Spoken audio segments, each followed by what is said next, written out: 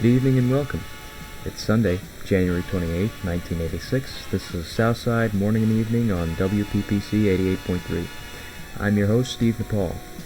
Coming up, President Ronald Reagan speaks on challenge disaster, and NYPD 6th Precinct gets a new commissioner. Stay tuned.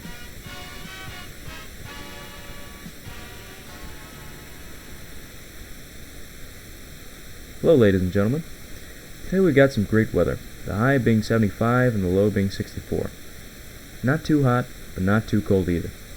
Forecasts say throughout next week the temperature will remain in the high 70s, and we'll have a slight drop around next Thursday, but it should pick back up just in time for the weekend. Today, President Ronald Reagan spoke on challenge disaster, a failed NASA space shuttle disaster that killed 7 astronauts. He stated, "We've grown so used to wonders in this century. It's hard to dazzle us.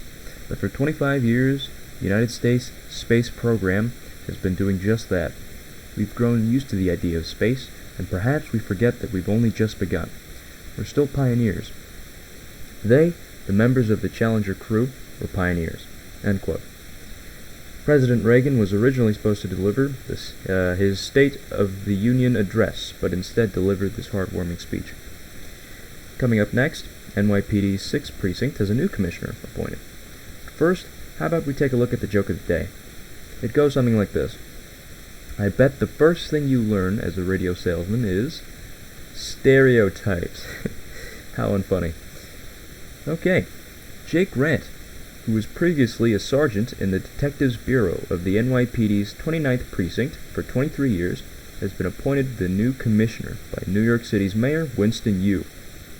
The newly appointed commissioner released a statement saying, quote, "I'm very thankful that I was appointed to this position.